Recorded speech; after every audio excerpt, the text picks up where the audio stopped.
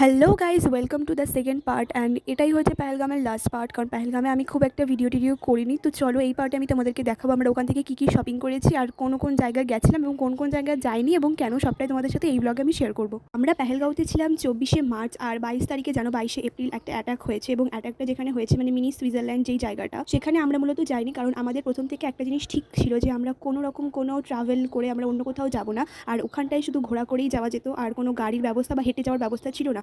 আর আমরা একটা জিনিস ঠিকই করেছিলাম যে আমরা এক্সট্রা কোনো রাইডে চড়বো না। তো আমরা সত্যি কথা বলতে মিনি সুইজারল্যান্ডে যাইনি, মানে যেখানে অ্যাটাকটা হয়েছে। তো আমরা এরকম একটা পার্ক দেখে, তোমরা আগের পার্টেই দেখেছো যে এরকম একটা পার্ক দেখে আমরা ওখানে গিয়ে বসি, আর ওখানে একটুখানি 2 ঘন্টা মতন আমরা চিল করি, একটু টাইম স্পেন্ড করি, একটুখানি এক্সপ্লোর করি জায়গাটাকে। তো এটুকু করেই আমরা আবার আমাদের গাড়ির কাছে ফিরে যাই। কিন্তু এর মাঝখানেও বেশ কয়েকটা জিনিস হয়েছিল, চলো সেটাই তোমাদের সাথে এবার আমি শেয়ার করবো। এরকম ছোট্ট ছোট্ট দেখো ছোট বড় পাথরের ওপর ভর দিয়ে আমাদেরকে যেতে হবে। এটা এই জিনিসটা দেখে না আমার একটা গানের কথা মনে পড়ছে, গান না সিনেমার কথা মনে পড়ছে। ক্রিশ, মানে ওই সিনেমাটাতে মাছ ধরে ধরে ফেলছিল, মাছ ধরে ধরে এরকম পাড়ের দিকে, এরকমই তো ছিল আই গেস, এনভায়রনমেন্টটা এরকমই ছিল। সো আমার ভাই রয়েছে, ওটা ভাইকে একা রেখে আমি যেতে পারছি না ওপরে, আর আমার ফ্যামিলি সবাই ওই ব্যারিকেডের ওপারে আছে। তোমরা দেখতেই পেলে আমার ভাই ওখান থেকে যেতে চাচ্ছে না, কিন্তু আমার ওখানে আর বেশিক্ষণ ভালো লাগছিল না, কারণ প্রচণ্ড পরিমাণে আওয়াজ হচ্ছিল জলের আর হাওয়ার। তো আমি ওকে ওখান থেকে রেখেই চলে যাই, এবং পরে মা বললো তুই ডেকে নিয়ে আয় ওকে জোর করে। তো আমি ওকে আবার জোর করে ডাকতে এসেছিলাম একবার, তারপরে আমরা যেখানে সবাই বসেছিল আমাদের ফ্যামিলি মেম্বার্স, ওখানে আবার চলে যাই। দারুণ লাগছে, মুখটা খোল। আর ওই যে আরেকজনের মানে ছবি তুলেই হয় না, নিজের ছবি তুলবে, নেচারের ছবি তুলবে, ছবি তুল।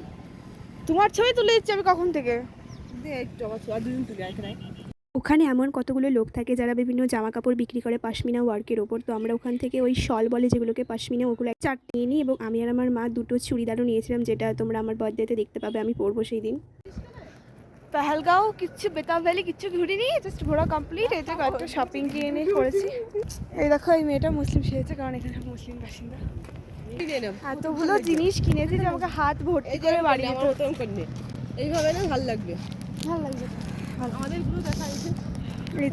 এই যে নিয়েছে, আর এই একবার নিয়ে পরে ফেলেছে, আমিও পরে ফেলেছি, কিন্তু গলায় আছে। তো আমরা এবারে যাবো, আমরা গাড়ি চিনতে পারবো কে জানে, গাড়ির নাম্বার মুখস্থ আছে কিন্তু দেখি চিনতে পারি নাকি। তাহলে যাই, কারণ 2 হাতে, এক হাতে ফোন ধরে, এক হাতে এগুলো ধরে আর পাচ্ছি না। কিন্তু ঘিরে দিয়েছে আর ঘি দিয়েছে,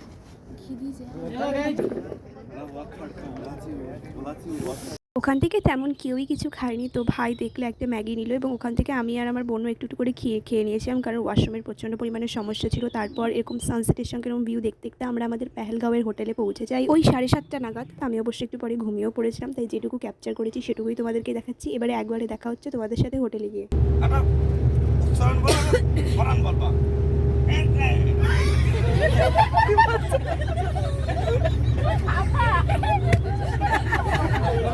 বৌদি পারবে, বৌদি পারবে, হাত তোলো, বৌদি পারবে।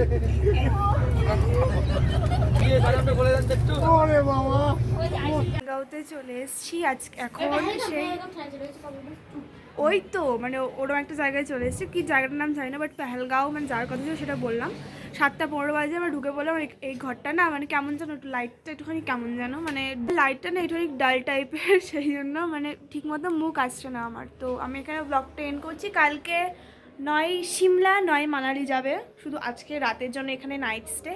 তো bye bye, I will see you in the next one. পরে কোনো ব্লগে দেখা হচ্ছে।